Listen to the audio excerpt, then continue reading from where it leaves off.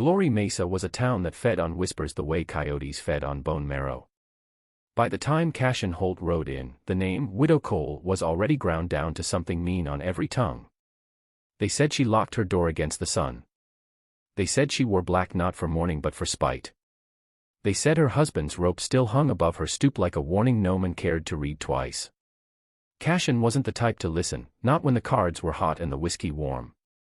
Heir to Holt Station, owner of 1,000 head and more acres than he could count, he had a way of moving through rooms like everything belonged to him, even the laughter. That night at the Long Night Saloon, laughter came easy until Gideon Pike slapped down a coin and made a game out of cruelty. "I'll bet you 4 eagles," Pike said, grinning through tobacco-stained teeth, "that you can't make the widow open her door. She's turned away better men than you." The table went still. Drovers shifted in their chairs. Men liked a cruel dare when it wasn't aimed their way. Cashin leaned back, his spurs chiming against the chair rung, and turned the queen of spades over in his hand like he was weighing it against the whole world.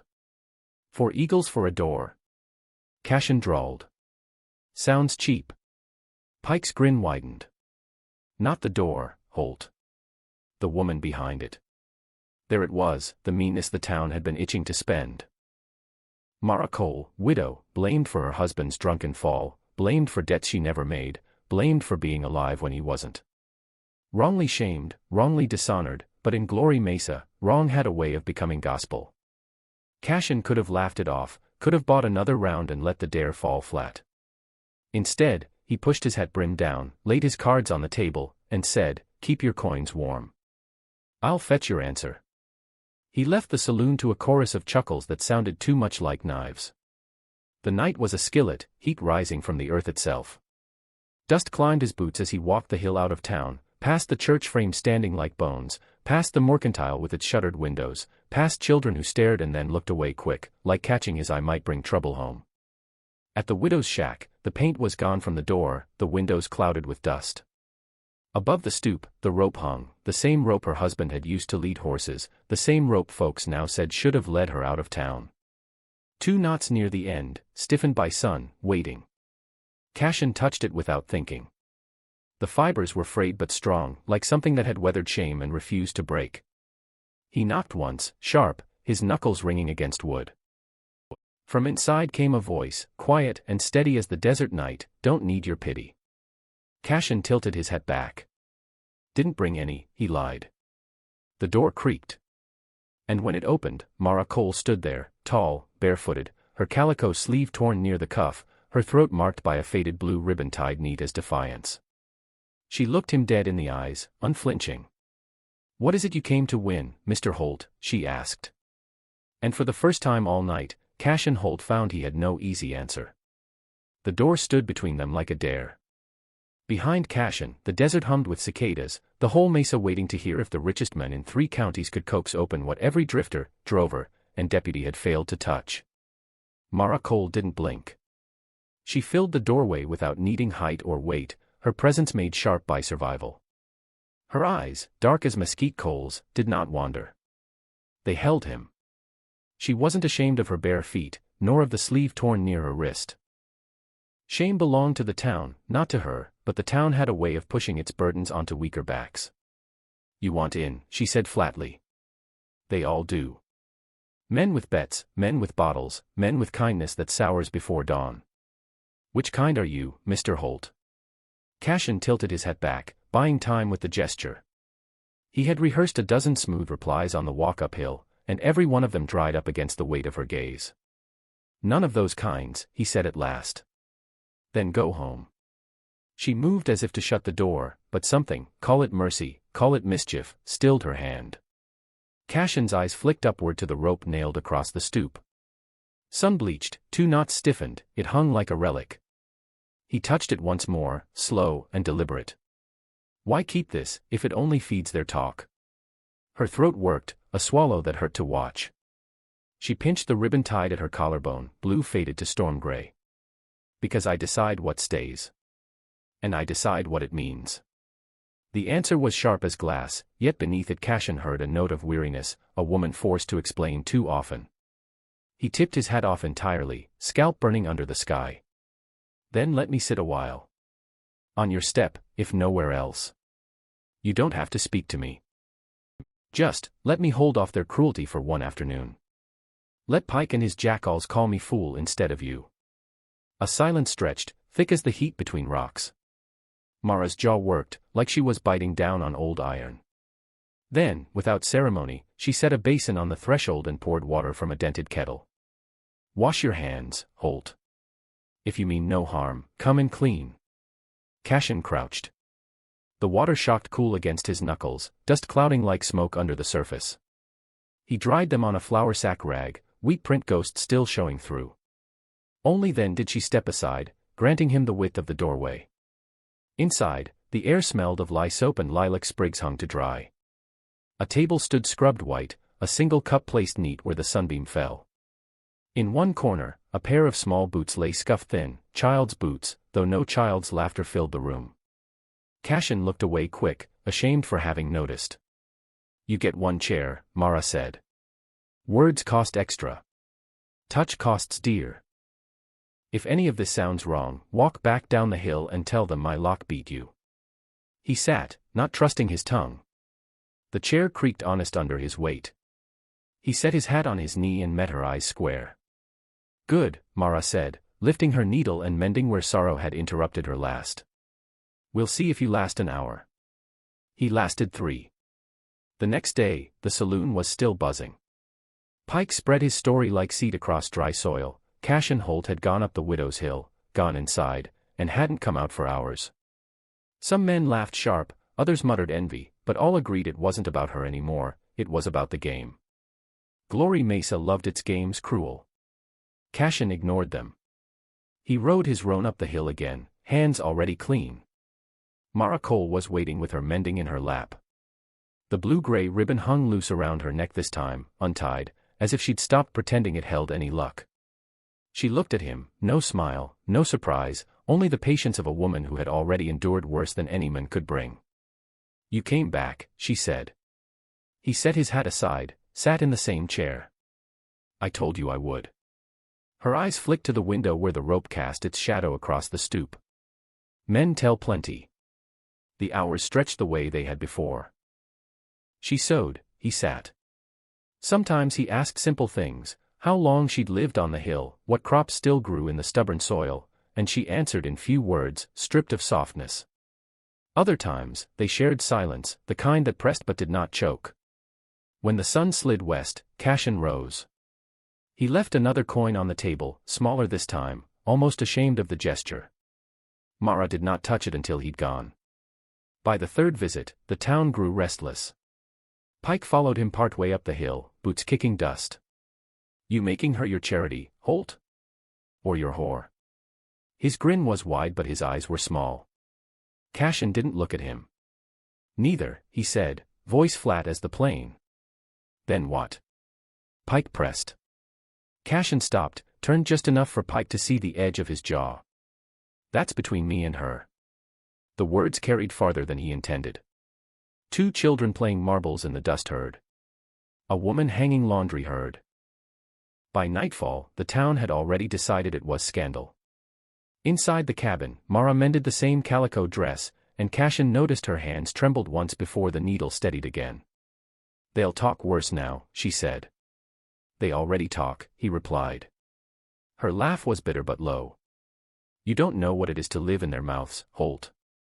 To walk into the mercantile and feel their eyes weigh you like spoiled meat. To see a child flinch from your shadow because her mother told her sin lingers.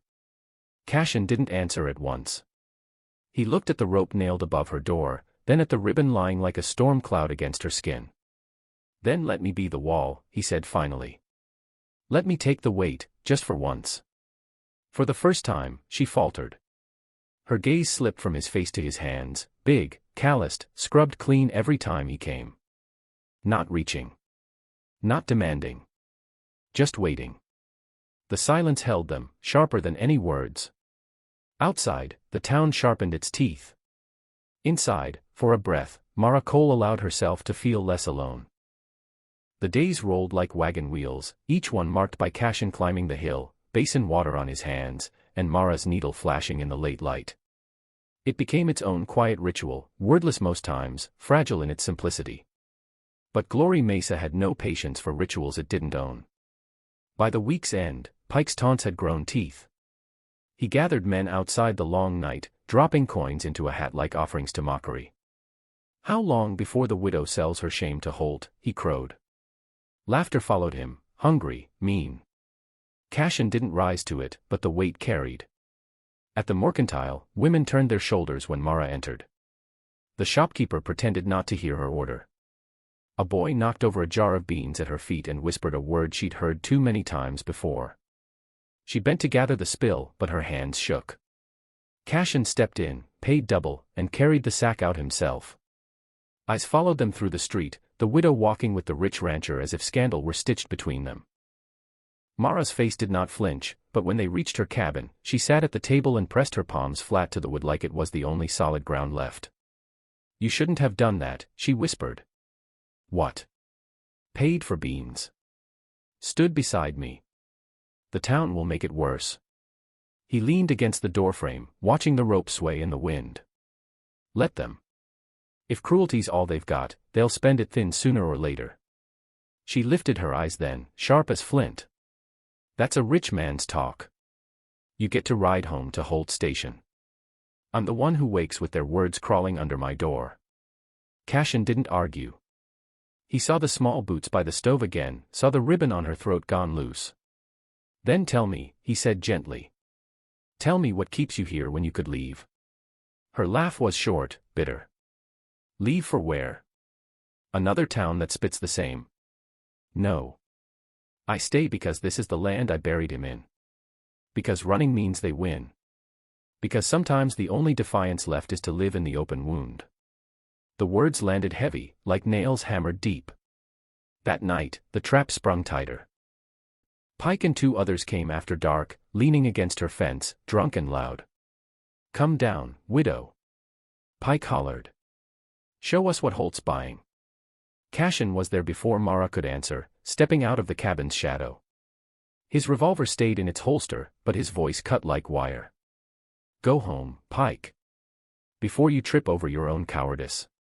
The silence that followed was heavier than gunfire. Pike spat, missed the post, and stumbled away with his men. But he left something behind, the promise that cruelty wasn't finished. Inside, Mara tied the ribbon tight at her throat, hands trembling. "You can't fight the whole town," she said. Cashin's jaw clenched, but his voice stayed low. "Maybe not. But I can fight the part that comes knocking." For the first time, Mara's eyes softened. A thread of trust wound through the air, fragile as spider silk but real enough to hold. Outside, the rope creaked in the wind, waiting. It came on a night without stars, the kind where the desert swallowed sound and men's cruelty felt louder for it. Mara was mending by the fire, ribbon tied loose at her throat, when the first stone struck the cabin wall. It rattled the windowpane, and a laugh followed, Pike's, drunk and hungry for spectacle. Cashin rose slow, his chair scraping wood. "Stay here." Mara's hands clutched the fabric in her lap. "Don't," but the word broke before it left her mouth. Outside, three figures moved at the fence, shadows thick as wolves circling. Pike carried a lantern, its flame wobbling wild, daring the night to watch. "Come out, Holt," he called, voice stretched thin with liquor. "Show us what prize the widow gives her suitors." Another stone flew, shattering against the stoop. The rope above the door quivered like it remembered other cruelties. Cashin stepped into the yard, no pistol drawn, only his shadow cutting long in the lantern glow. "You drunk, Pike. Go home before you choke on your own spit. Not till we see what you bought." Pike's smile was all yellow teeth. One of his men snickered and lit a scrap of cloth stuffed in a bottle. Fire flared. Mara's breath caught. Cashin's hand was already moving, he kicked the fence post, knocking the bottle wide. It burst harmless in the dust, flames licking sand. The other two men swore and stumbled back. Pike, red with anger, charged. It was over quick. Cashin caught his arm, twisted, and dropped him into the dirt. The lantern rolled, spilling oil in a glittering trail. For a moment the fire seemed ready to claim the cabin itself, until Mara appeared in the doorway with a bucket of rainwater saved for washing. She flung it, hiss and steam swallowing the threat. Pike cursed, face pressed to earth, pride burning hotter than the embers. You'll regret this, Holt. Whole town'll say you're rutting in shame. Cashin knelt, not easing the pressure on Pike's wrist. His voice was quiet, deadly still. Let them. But if you set foot on this hill again, I'll make sure you never walk down. Pike spat blood and scrambled away when Cashin let go. His men dragged him off, muttering, lantern light bobbing toward town. Silence fell heavy, broken only by the hiss of dying flame. Mara stood in the doorway, water dripping from her dress, ribbon damp against her throat. For a moment, her face was unreadable, fear, fury, grief all tangled. Then she stepped aside, wordless, and let Cashin back in. Inside, the air smelled of smoke and lilac. Mara set the empty bucket down, hands trembling. You could have killed him. Cashin sat, hat in his lap, shoulders tight. Didn't need to. Some men break quicker if you leave them breathing. She studied him. For the first time, her hand brushed his, not held, not lingered, only brushed, like testing the edge of fire. You stayed, she whispered. And that small, cracked truth hung heavier than all the town's cruelty.